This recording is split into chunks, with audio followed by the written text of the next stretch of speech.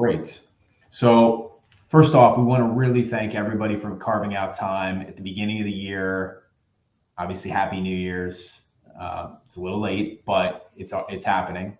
And so we thank you for making some time today for a piece of content and some major analysis, deep analysis that our team here at Upshop has conducted around a really, really, really critical subject matter in food retail operations, specifically around e-commerce and digital today. A couple ground rules are just like 101s for our webinars. First off, you'll see that we have disabled chat just because it can be a little bit distracting. What we instead do is if you have a question, we recommend is just message it to the moderators. We will take all questions and run through them at the end. We want to give the time to the content today. There's a lot there. And we think that it's really most valuable to go through it and then cover people's questions once Steve is finished. The other thing just to be aware of is that everyone who has registered will receive a link to the recording. So you can use that to distribute, or if you have to go pretty quickly and you still have interest in a piece, something that was covered at the end, don't worry, you will get a link to the content. So with that, let me just jump right in. We just have a couple slides before we get to the subject matter today around the ultimate size of prize or ROI for eliminating e-commerce substitutions. And I just want to have a little bit of a preamble. First off, around who is Upshop. So if you're not familiar with Upshop, we are a food retail technology company that is ultimately helping to power the total store operations. And where we've come from is just as important as where we are going. To date, we have 30 years in fresh operations, understanding the intricacies and complexity of how to run and optimize and digitize ultimately your fresh operations in store. In the last 20 years, we have built a significant amount of technology and understanding around automated replenishment and inventory intelligence across the total store, not just ingredient and not just produce, but actually all of the above, including DSD. We handle automated replenishment and real-time inventory intelligence for a multiple of retailers across all those different departments. And finally, 10 years in e-com. Ultimately, as part of this webinar, Steve Pero will discuss that with more detail. But with Upshop eCommerce, we really serve as the order management and fulfillment expert for many of our customers, helping them aggregate orders from no matter the commerce platform and using store operations to execute those orders in the most reliable way and fulfill them to either curbside or last mile with your partners. What does this all amount to? Upshop has built a total store platform that ultimately connects all those departments and puts that connectivity into the hands of every associate, pretty much empowering the associates in store to make smarter decisions in a simpler fashion and stay more connected to associates, all the while making sure that every item that shopper needs, no matter what the locale is of the store, will be there when they need to buy it.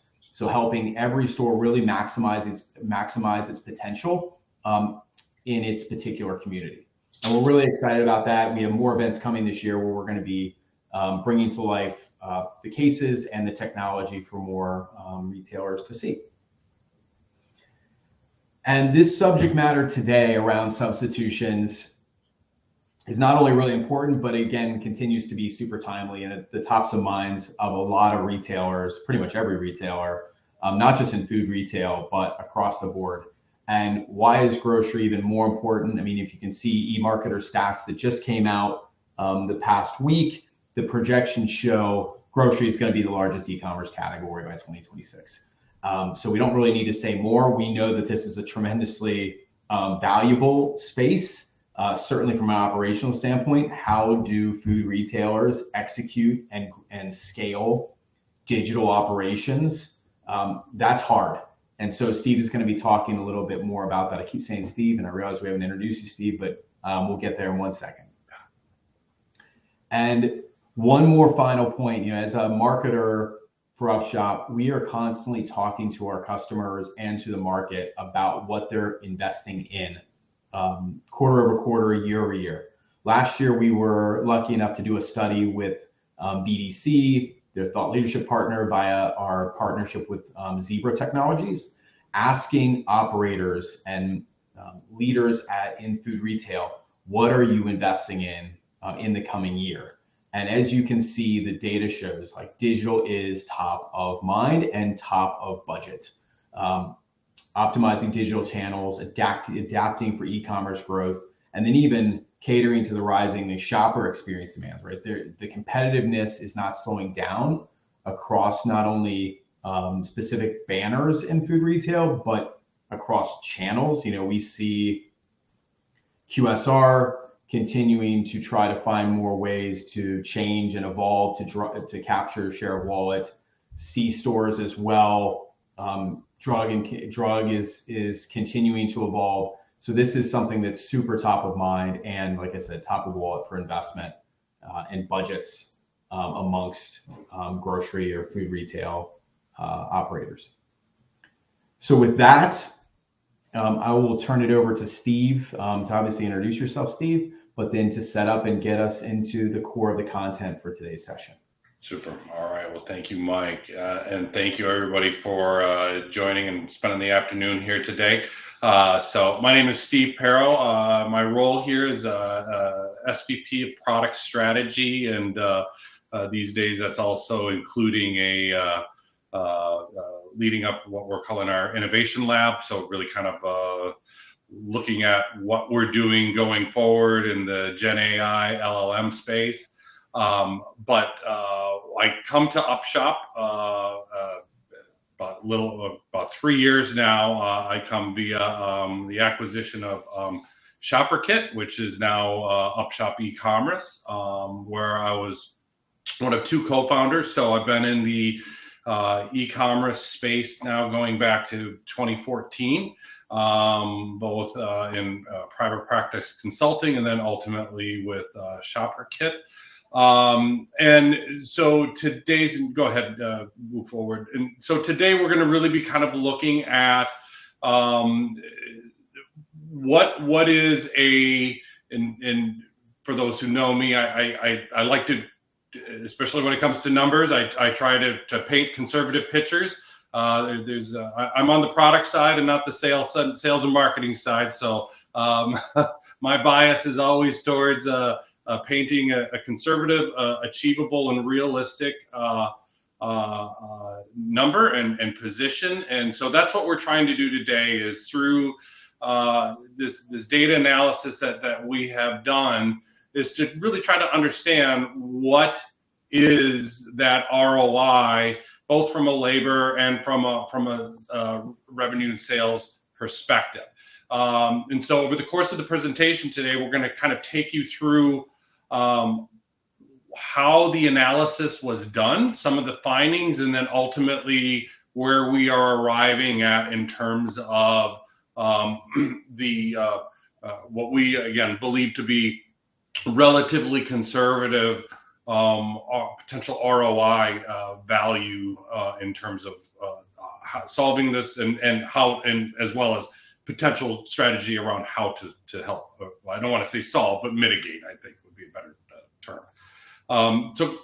So essentially where this started, and just as an anecdote, this wound up kind of being a happy little accident, really.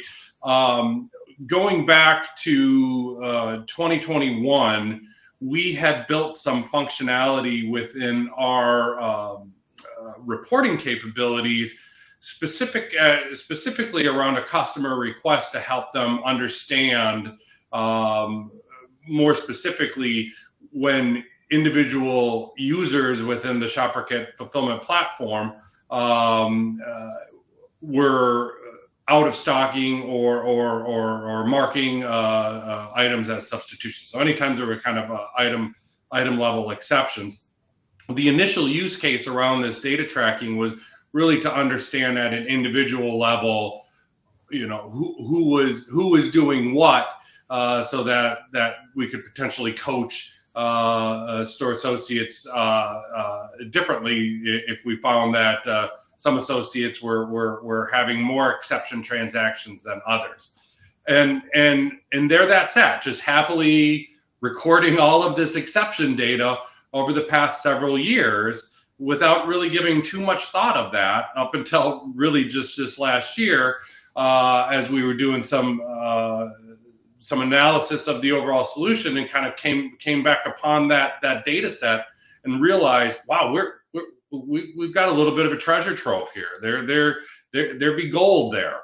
And so that's where this really started, was kind of looking at this, what at that point amounted to several years worth of exception data that was specifically around anytime there was an out of stock event, anytime there was a substitution event, anytime somebody did an add-on or reset an out of stock or a substitution, that was all there. So that wound up amounting to 21 million different orders across 91 million different exception transactions, and recorded by 68,000 unique users. And so this is an aggregate study across all of our retailers. So that's the other important thing to note here.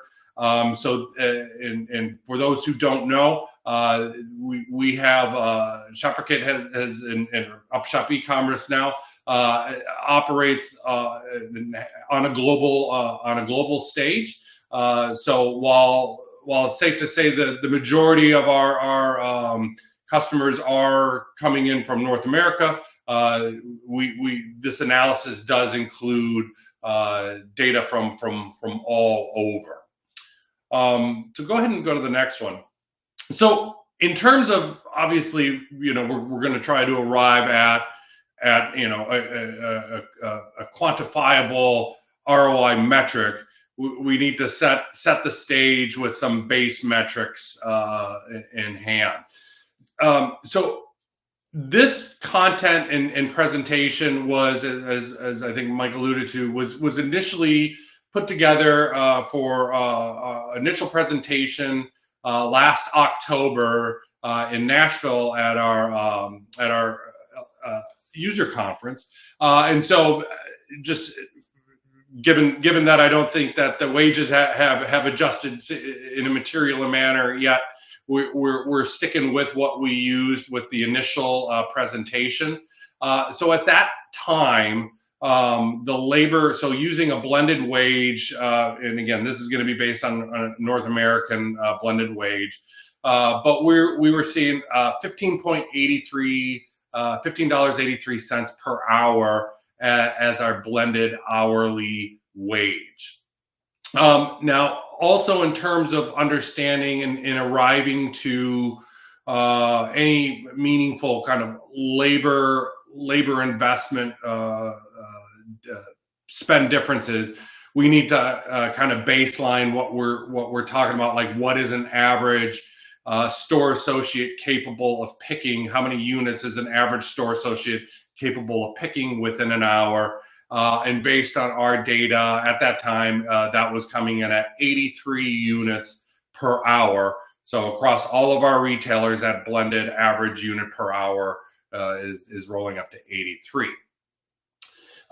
When we are looking at to arriving at kind of our average basket or average online order size, based on our data set, we were coming in at, we're seeing an average order for the purpose of this study is really means 22 unique items.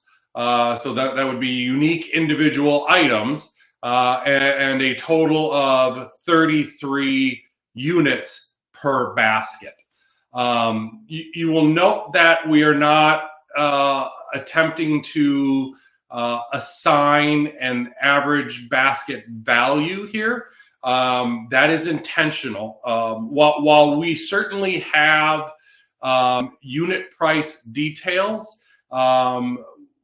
we are ultimately a fulfillment solution and not a commerce nor point of sale solution. So we didn't as we are not the system of truth on pricing data, at least relative to this study, we wanted to kind of intentionally steer away from trying to assign or prescribe an average basket value. So we're sticking to the things that we know, and we know that we got 22 unique items, 33 units, and then again, for the purpose of this study, arriving at what would be an average daily order per store. Now you'll notice that that 21 daily orders per store that skews definitely towards the lower end. So suffice to say, we have a lot of independent retailers or a lot of retailers who are operating in or larger retailers who are operating in rural areas. So, not all stores are created equal. While we certainly have some of our retailers who are operating in the hundreds of orders a day per store, across the board, again, with the goal of trying to present a very conservative ROI, we're going on the lower end of our range, and we're sticking with that 21 daily orders per store. So these are kind of our baseline metrics that we're going to build upon, and then when we look into, again, we're going to, as we kind of continue to flesh this out, the other thing that we need to spend a moment on is the revenue loss metric. So again, we're looking at really kind of two exceptions in particular for this study today. We're looking at out of stocks and substitutions, right? So because those are going to be the primary item exceptions as it pertains to losing sales. So what we are finding based on, again, so while I'm not commenting on final order value, using our unit price data that we do see on orders, we are and based on the fact that on average we are seeing 2 items per order that are being out of stock. And so in drawing a distinction, out of stock is simply, you're striking it from the order. You're not, there's no attempt to substitute it. It's just it was ordered but not picked and not substituted. At 2 items per order, we are seeing that amounting to about a negative $8.44 per order in lost sales due to out of stock items. Now there's obviously a standard deviation on that around $4.80. So there's some variability there, but for the purpose of this study, we're using that 844 number. When it comes to substitutions, interestingly enough, so first off, substitutions winds up being about the same as out of stock. So we see on average two items per order that are out of stock. We also see about 2 items per order that have been substituted, and those in our world we maintain those differently. So that, and put another way, on average 4 items per every order has some sort of exception. Okay, but looking at the substitutions, what we're actually seeing is substitutions tend to fall in from a revenue perspective, at least at a unit price perspective. Substitutions tend to fall in the retailer's favor by about 36 cents per item. So now that said, we're striking the substitutions ultimately out of the loss metric, because we know that we have retailers who do things differently when it comes to time at the point of sale. We have some retailers who are either leveraging some of our functionality to price match. We know we have other retailers who ultimately are price matching based on what the ordered item was. So so it's very difficult for us to get to any sort of meaningful guesstimate or metric in terms of what that loss or what that really means from a revenue perspective, at a sales revenue perspective, at a substitution level per item. So by that measure, we're going to be really kind of just focusing on from a revenue recovery perspective. We're going to really be focusing today on revenue related to the out of stock items. All right. So now, furthering the kind of the breakdown in terms of how we're getting to things, what we want to look at is, certainly it goes without saying that as a store associate is during their day, as they're picking orders throughout the store,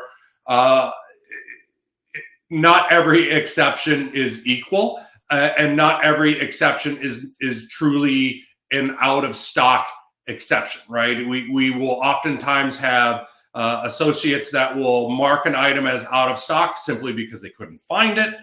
Sometimes we have associates marking items as out of stock because they're in a hurry, they're trying to get something done. There's a multitude of reasons why items might be marked out of stock when in fact they are actually available and on the shelf to be picked.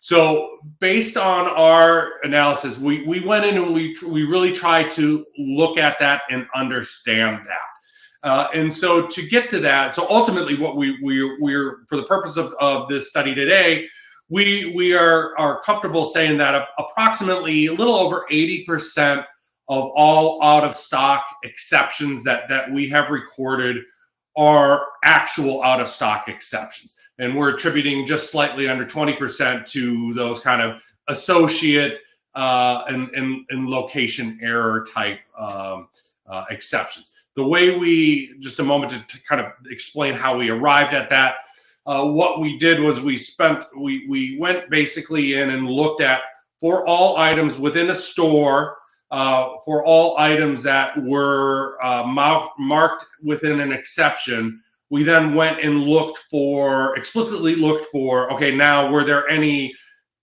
successful pick transactions that occurred on those items within a relatively short amount of time after that initial out of stock event occurred. Now, it's certainly possible that the shelf was replenished or something like that. But for those purposes, we're just counting anything where there was an exception that was recorded, and then in very short order, successful pick transactions, or if we see, also we looked at specific associate behaviors as well. So if we saw that there were certain associates who had a disproportionate amount of exceptions relative to other associates within the stores, then we wound up biasing their exceptions to be more associate driven exceptions than actual true out of stock condition exceptions. So again, based on that, what we're finding is about 80%, 80 to 20%. 80% is actual out of stock, 20% is associate or location based. And then what we want to also do is try to arrive at, okay, so that's great. So we know 80% of out of stock exceptions are actual exceptions. So what does that mean from an associate time perspective, right? So obviously, anytime you introduce an exception to the workflow, that's going to require somebody to think, right? So even in an out of stock, while out of stocks don't take nearly as long, you're still going to have to spend some amount of time, making sure you're at the right location, scanning the pick face. Maybe the product was placed elsewhere. Maybe there's a secondary location that you're aware of that you're going to need to check on. So what we're finding is that for items that have just been marked out of stock, so no substitution, that winds up adding about 39 seconds of additional labor time per item. So additional associate labor time per item to manage that exception. Now, when you move into the substitutions, that's a whole nother world, right? Because now, and depending upon the level of sophistication or how high touch of a process that you have in place, and many of our retailers pride themselves on having a very kind of concierge level type service. We find that on average, it is taking associates, it's adding about 309, so approximately a little over 5 minutes per item when we're dealing with a substitution. And that time is going to be taken into, contacting the customer, communicating that, that there's a potential substitution, locating a correct one, and just basically that kind of negotiation process before that substitution has been accepted by the customer. So quite a bit of time that gets added when dealing with these exceptions. So again, just kind of talking about that 20%. So the purpose of this study is to really kind of focus on the 80% that are really going to be those true out of stock type events. There's a lot of within that other 20%. There's certainly, that is a very worthwhile problem to solve, and we think that there's things that stores can do immediately to mitigate those errors. So certainly, we know for certain, based on the data, that a certain amount of this is just comes down to associate coaching and training. We certainly know that many of our retailers can improve, and I think across the board, retailers can improve location awareness, and by improving their planograms. We know that a lot of times stores have a lot of individual stores have a lot of leeway in terms of how they actually implement their planograms. But when your e-commerce program is really relying on that planogram, having accuracy to what's on shelf versus what's on planogram is really important. Improving your backroom replenishment, restock cycle times. So there's a multitude of things that stores can really kind of do to manage those that 20%. But we really are kind of putting that 20% that are falling outside of the out of stock into an operational. We consider those largely to be operational and behavioral problems that really are going to need to be dealt with at a store level. So certainly we believe that the juice is worth the squeeze there, but for the purpose of this study, we're not really going to look back on that. So when we're getting into the actual kind of out of stock scenarios, like what we wanted to do here was kind of try to better understand how and when and why, and how does this get distributed across our orders, again, so we can kind of ultimately get to that ROI. So we looked at things seasonally, monthly, day on month, day of week, and we're looking at the out of stock data across order types and various lead times as well. So if we go to the next slide, so this is kind of, I always like to start at the top and kind of, work your way down, right? How do you eat an elephant? Well, usually it's one bite at a time. At this point, we're starting with the elephant. We're going from the top of the funnel down to the bottom over these next several slides. So it will come to nobody's surprise, I think. So when we kind of look at it on an average, right, we see what this is looking at is on average, when do we see the greatest percentage of these out of stock exceptions occurring? And I think it's going to be no surprise, and it's worth mentioning too that the data here, we did our best to also, because the series really kind of falls in after COVID, it really started in 2021. So we know that there was some, still some, I guess, whiplash adjustments within supply chain and things like that we were kind of still dealing with as supply levels normaled out. So we did try to account for that within these numbers. But I think no surprise, we tend to see the largest percentage of out of stock exceptions. So, and this is at an order level, out of stock exceptions occurring in the fall and the winter months, right? So, again, no surprise, these are going to be largely bookended around the major holidays, the major North American holidays that fall in there.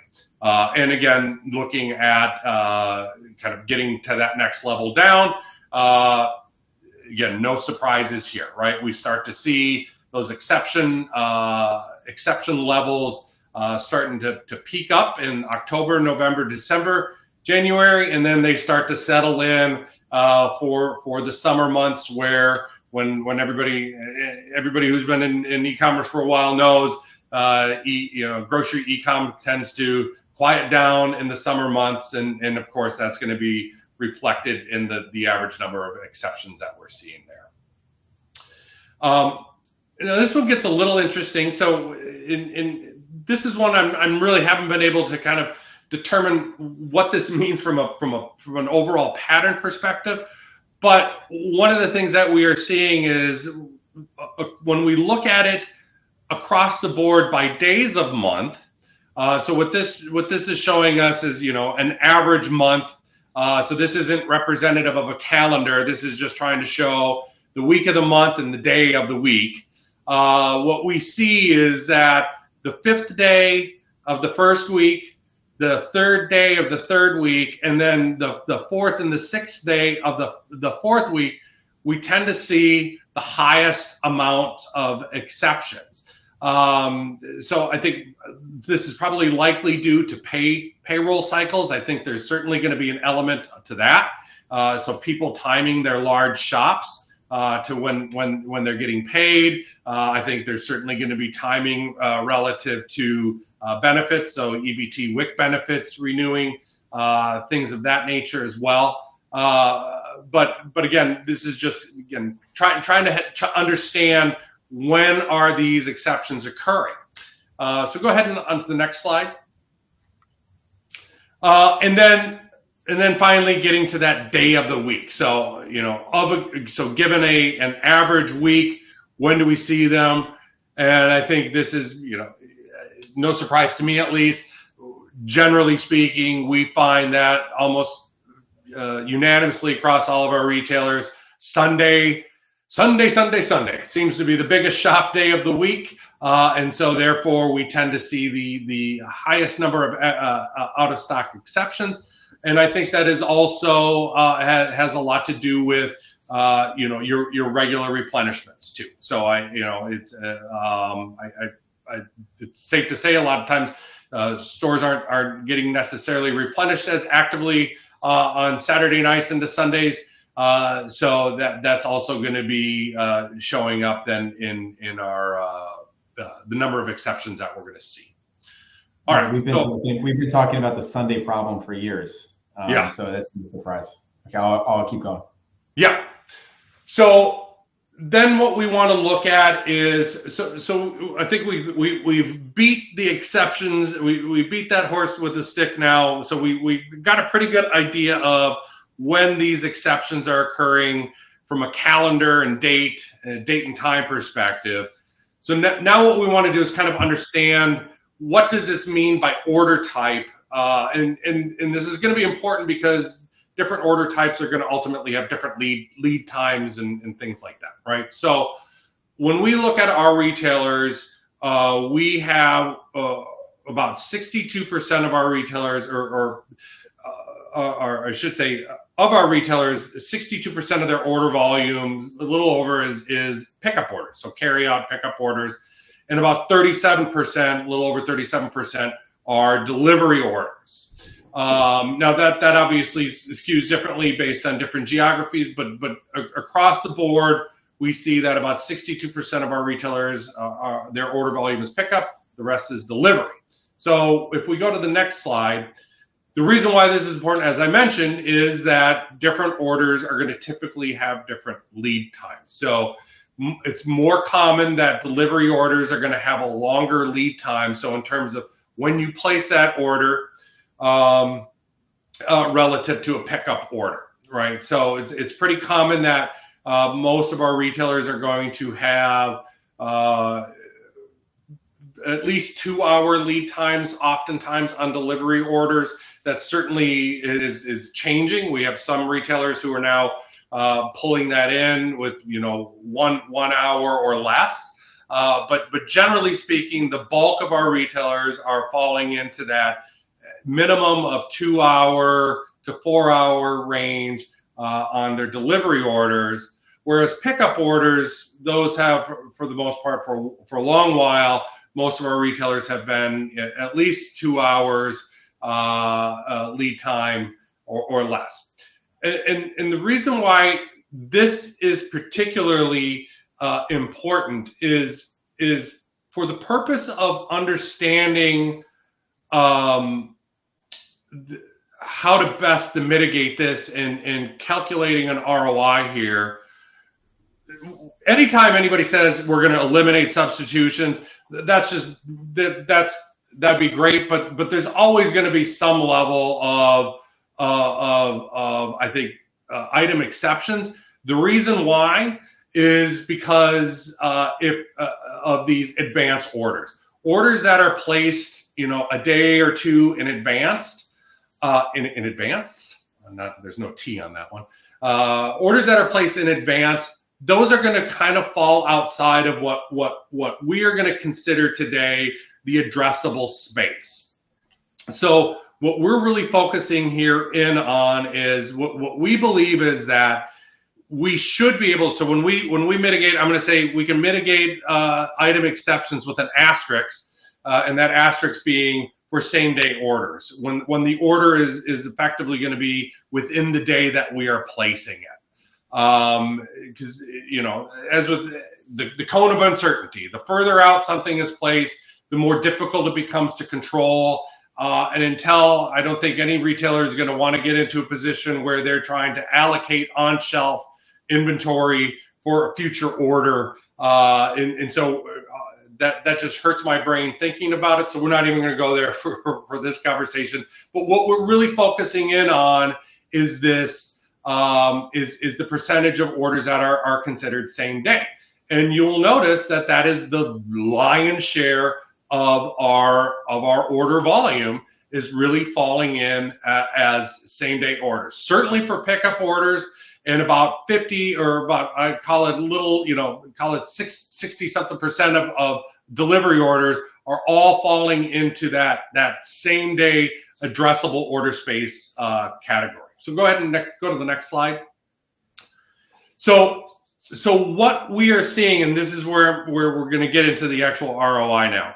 So looking at that addressable space, right? If we're looking at just mitigating the item exceptions for same day orders, what really that is going to come down to is retailers need to, we believe, in the data warrants, they need to focus more on adopting and implementing computer-generated replenishment and perpetual inventory solutions. A lot of this simply comes down to we are clearly seeing that retailers are taking same-day orders for items that are not on shelf at the moment that the order is being placed that day, right?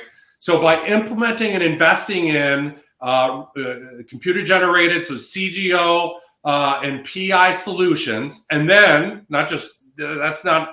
you can't stop there, but by investing in those solutions, now you have the means by which to expose that PI data to your commerce front ends. And by doing that, that's going to present a much better opportunity for retailers to not present that product that they know is not going to be on the shelf. Or better yet, present that product as likely being or running low and offering the consumer at the time that they place that order the opportunity to choose an alternate item should that item actually not be on the shelf.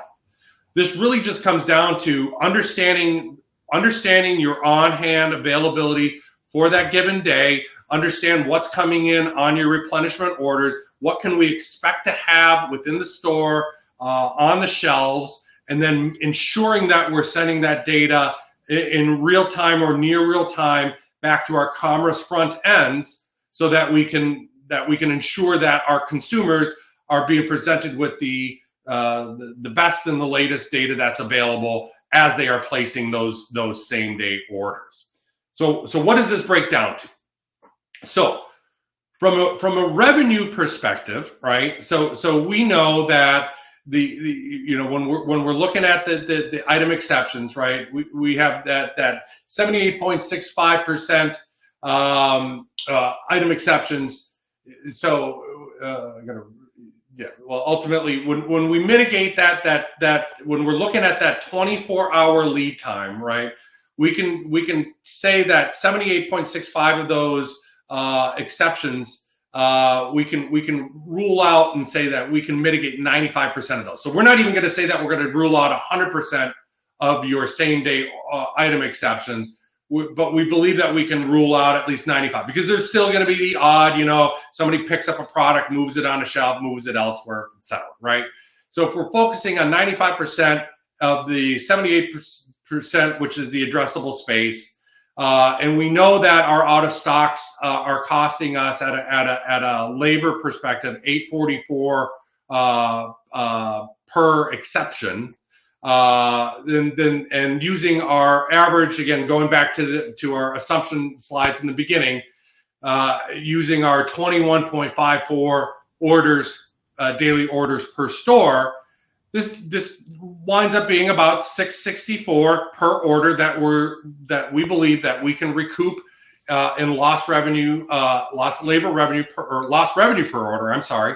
And that winds up being, again, because we're keeping at a pretty conservative 21 orders a day, that winds up being about $143 of lost revenue due to the out of stocks that we're reclaiming on a daily basis per store. Okay, so that's what we're looking at on our lost revenue. And Steve, just to butt in here, that 21 orders or 22 orders a day is relatively conservative. I mean, for some of the people that are joining, I mean, what are some of the amounts, frequencies that we see amongst the biggest regional or largest enterprise like grocers in the U.S.? Yeah, I can tell you, as I mentioned earlier, right? We have many retailers who are doing well over 100, 200, in some cases 300 to 400 orders per store, right? So obviously that scales significantly. And again, this, as I mentioned earlier, right? I'm a product guy, so I like to try to product and engineering guy, so I like to try to be as conservative as possible. And allow that to scale up. So then let's look at the labor side of it, right? So we know very conservatively $143 dollars a day that we can recoup at a very conservative level. Now on the labor side, as I mentioned earlier, we look at these two ways, right? We know that it's about 39 seconds per exception when dealing with out of stocks.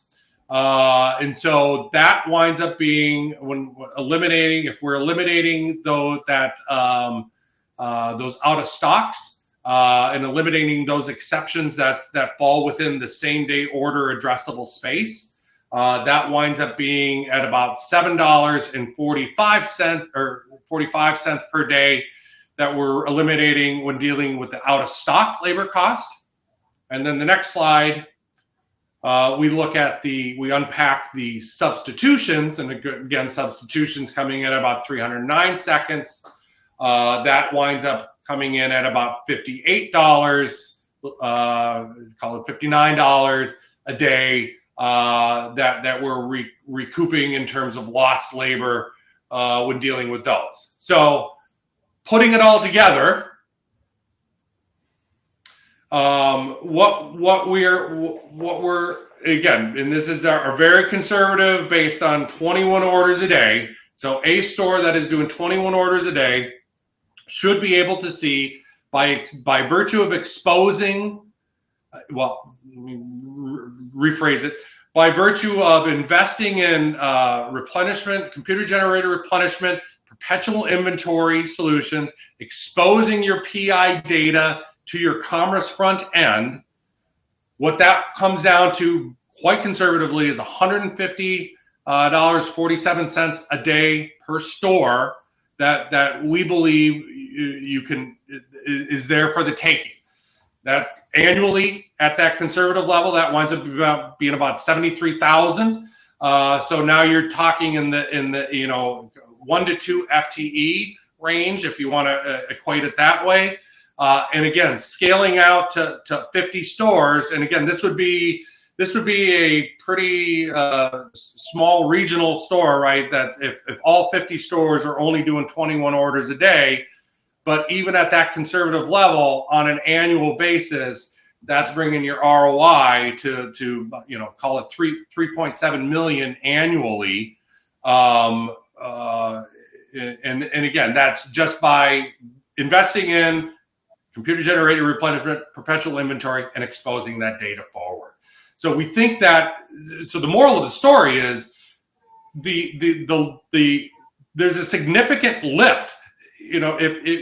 That's not a shabby number. There's a significant return on investment for what we believe is a not too difficult solution to implement. And I'm just going to add, Steve, just to like soft cherry on the top. I mean, this doesn't even try to estimate the impact on ongoing, like the softer side of shopper loyalty. You get an item, you Right. miss an item. What happens? Are they going to go to a competitor now? Are they going to take a look at a different, maybe a closer option they've never considered? Are they going to, trade down in the future with you? I mean, this is just your very conservative take on this hard data that we put together. Yes. Yeah. And in the next slide, I try to get a little bit into that. So what we did try to look at is, and again, so I caveat this, we are not a loyalty solution, right? So we're really not set up as well to understand consumer behavior over time. Now, that said, we do have some elements of consumer attribution.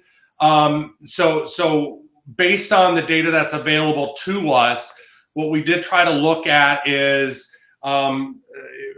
we tried to extrapolate kind of consumer behaviors in terms of repeat orders, right? So looking at customers who've only placed, who only we see a single order ever placed, or who have had 2 orders and then ultimately kind of graduate to the 3 or more order camp. Because I think most people understand that once a consumer generally has done three baskets, then they tend to be pretty sticky. It's really getting them to that 3 baskets or more. So what we were seeing is currently we see an average drop off of about 39% of customers only place a single order. And then that drops down, 2 orders, and you got 13% additional drop off after that.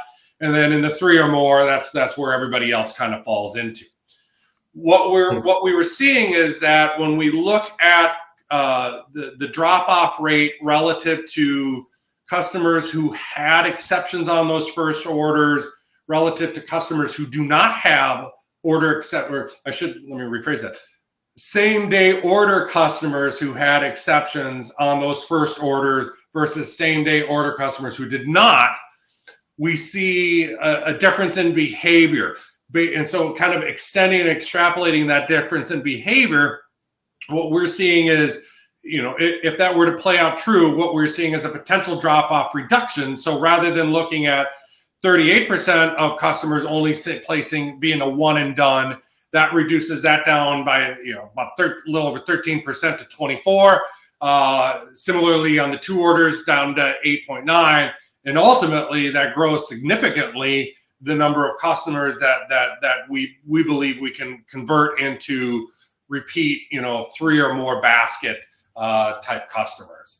Again, that one's with a strong asterisk, right? We're not a loyalty solution. But that I did think that was an interesting, some interesting data. So I did want to, I think, at least present it for the conversation, to move the conversation forward. So Hey, Steve, just I promised no questions till the end, but we did have a couple people had questions off of a slide previous in terms of the ROI Yeah. and why you didn't add in the lost labor costs that was incurred with substitutions. Can you talk a little bit about that? Actually, it is in there. If you go back to it's on the.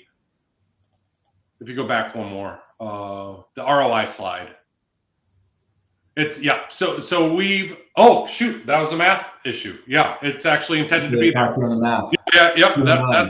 That's a slide issue. So yeah, I may have actually done that. I'm trying to let me see that. That's 143. So we'll go real time. 209. Yeah, and I think 209. I think I may have done it in the.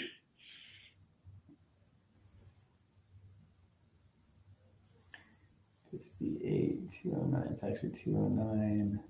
Spot on. And I did it. Yeah, I did it at a 350. Yep. I did it on the final one. That was just a hit. Yes. So the 73,568 is based on a retailer who is open 352 days a year. So assuming that you're closed 4 days a year for holidays. So. Okay, so that's a good segue into questions. We covered that one, so thanks for the. That shows us that people are logged in and following, so that's great. The other question we had, Steve, and I can speak to this a little. We've had a couple of people ask: Is your recommendation live? Are you able to prove this data out with a real retailer or validate some of these assumptions? I mean, I guess to start that conversation, we have retailers at Upshop that are using those services from us. Like they use ShopperKit, now Upshop eCommerce, for order management and fulfillment, and they use CGO with us as well to maintain automated replenishment and real-time inventory. Right now, that work is underway with them, so we can't really bring it into the public domain. But Steve, I didn't know if you wanted to add any sort of like real-time commentary that we're able to share around. Yeah, I can add. So one of the challenges is of course we're not a commerce platform. So while we have through both our ShopperKit and through our Upshop our Upshop eCommerce and our Upshop Fresh and Center Store solutions, we do have PI solutions at our disposal. We are not a commerce platform, so we do have multiple projects underway in terms of working with commerce partners to enable that type of data on the front end. There's only so much we can do in terms of we understand and we have the data and we can present the data, but ultimately that requires commerce partners to consume it and to present it to the consumers in a meaningful manner. So there are projects underway in terms of bringing that to market. But ultimately, we are also, while we would certainly advise and recommend that if you don't have a replenishment solution or a PI solution, that you take a look at ours. This is kind of universal as well, right? We're not necessarily looking at this as being a commercial for our products and offerings. So we think that the trends are likely to follow across the board. And so just as a general recommendation, even outside of our solutions, we believe that this is likely going to be a beneficial path for retailers across the board.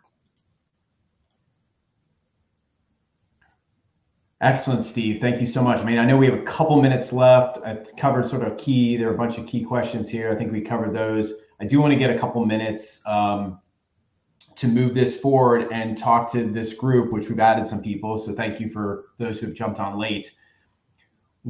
Steve and his team presented this analysis in October at our inaugural user conference. We had over 100 plus retailer attendees, 30, 40 plus tech partners there. And one of the things we heard pretty much in real time, if not a day later, was how do we progress and get deeper into this content and some of these subjects, e-commerce, order management being certainly one of them, substitutions like this being one where, this is a first pass, and we want to have the opportunity with retailers and our thought leadership partners to go deeper this year. So we are going to be holding sort of mini altitude sessions by the end of Q1 and early Q2. The cities have been set.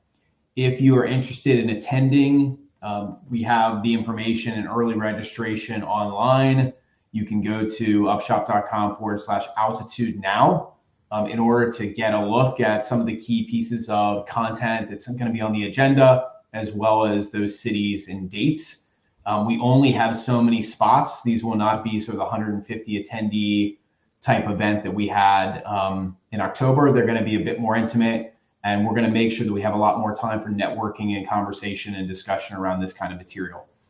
So we're all really excited about executing this and getting together with our customers and just a broader group of retailers this year. With that said, we have a minute left. Steve, thank you so much for, I know this was not a small lift in terms of analysis. Would you say 91 million substitutions? So we are excited. We're very excited, everybody being able to make the time. If you have any further questions, there are a couple I think that have just popped up. We're going to run out of time here. We will answer those directly over email. We'll also share this presentation and recording to everyone who registered. But certainly we're happy to go deeper in separate sessions. If you have an interest, just reach out. And I know our email is part of the follow-up email that you'll receive. So thank you, everybody. I was going to say, if you happen to be at NRF, stop by our booth. Come say hi. Every great product leader is a marketer underneath.